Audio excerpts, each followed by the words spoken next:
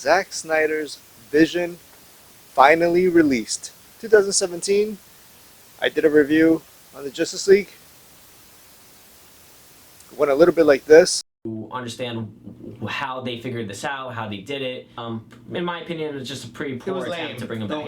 Just say it. It was lame. It was lame. And looking back at the review of the original Justice League and what it was supposed to be is literally night and day of what we just saw. Now, heads up, this is the non-spoiler review. I'm just going to talk about what I feel about the movie, what I felt over some of the characters, but I will not be spoiling anything about what has happened in the movie.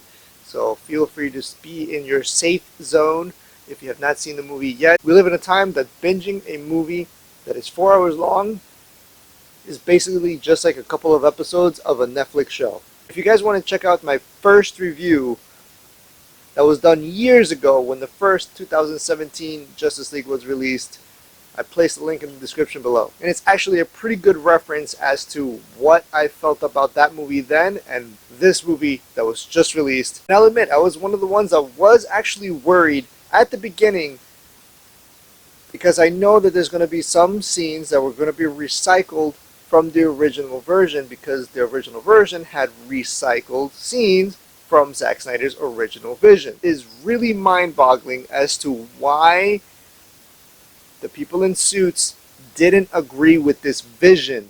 Now, DC is known for being on the darker side of things, and there's always the comparison between Marvel and DC and the cinematic universe. But here's the thing. It is like saying you like chocolate or vanilla. They're two different flavors, and you can love both of them in their own separate way. There's no need to keep on combating as to only Marvel and only DC.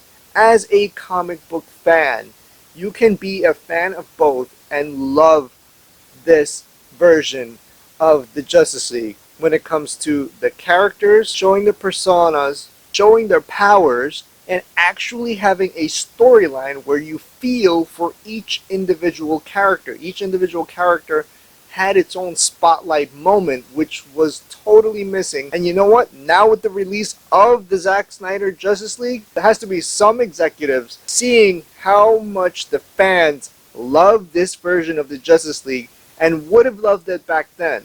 First and foremost, the storytelling was just taken to another level when it came to each individual character without needing a solo movie for each individual character. From this movie, they could have actually branched out and given each individual character after this story arc. And the fact that people are saying that it's kind of a negative that this is a 4-hour movie and it's very difficult to sit through, let me tell you, the flow of this movie doesn't even feel like 4 hours. It actually feels like a 1-hour episode, a one big long episode.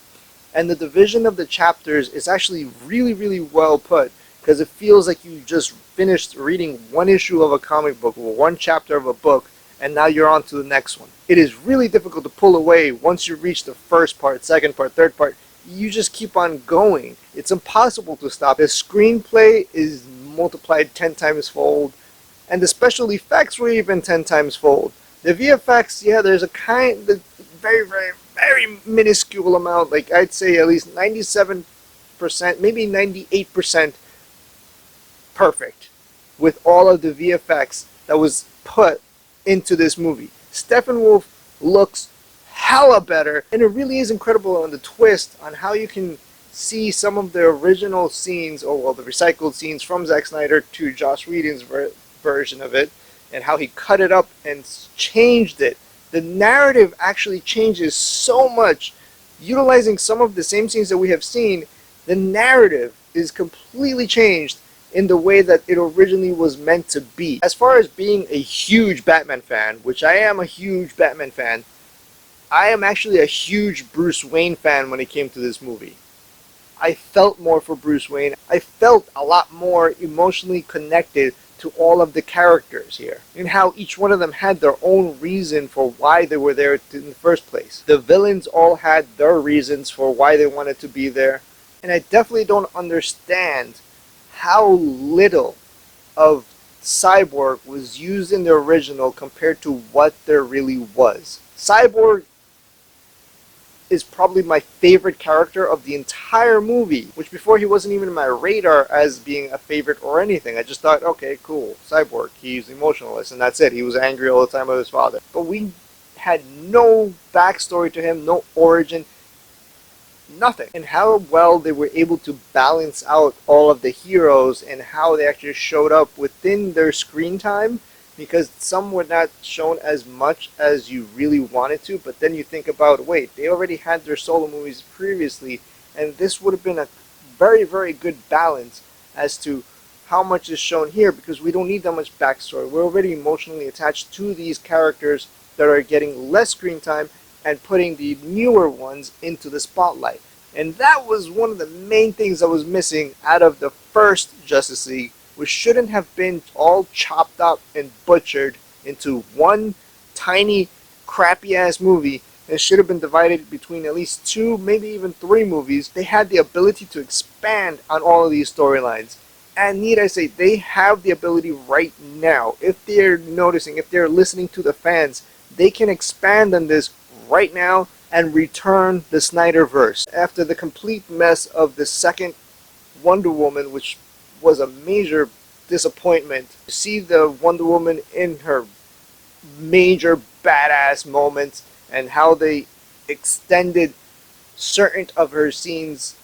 I won't elaborate on more of them because this is a non-spoiler video, but the way that Wonder Woman was depicted here showed more of the Amazonian that we wanted to see. And I even have a lot more love for the Flash, which originally some of his jokes just didn't really time right with what the narrative was with the narrative that was going on. Definitely not too late. It's return to Snyderverse, damn it. Return to Snyderverse. There is still a possibility to expand on everything that we just saw. The villains, the origin, the history. There's so much rich history that was shown here. And this movie is definitely much more than just a fan service movie. Yes, it was fan service as far as seeing these characters really brought to life with actual storylines and story arcs that were completely missing. There were plot holes that were not answered in the original, and now they're actually answered. I mean, we got the character development, we got the story arcs, we got more team dynamic, we got love for the characters, we even got love for the villains, we got the amazing special effects. It is 100% a repeat watch type movie, and 4 hours really just goes by. I mean, people spent 3 hours on watching Endgame, 1 hour of epicness of superheroes, especially if you're a fan. And even my wife, which actually watched the movie with me, which is not a hardcore comic goer, but appreciates the artistry, stories, the writing, the acting.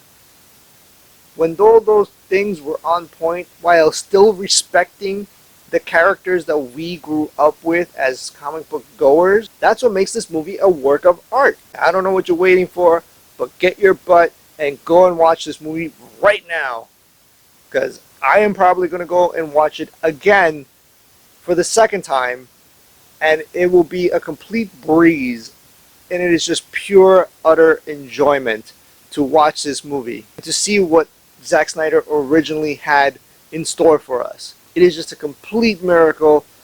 This should be impossible for things like this to happen, and for it to actually happen kind of gives me a little bit of hope that we may actually see some of these characters again in the near future. Thank you, Warner Brothers, for bringing this back to life, for allowing the fans to see what we wanted to see. And a huge thank you to Zack Snyder for his enormous passion over these characters and this project, and his appreciation of the fans, because that's what really made this movie a high quality movie. It is a work of art. Besides the fact that it's about superheroes, he humanized these characters in a way that you could actually, in a way that resonates with nearly every one of us. You know what to do. Smash the subscribe button, give us a like, turn on the notifications, and I'll see you guys in the next on the spoiler breakdown of this epic movie work of art. Nerd, over and out.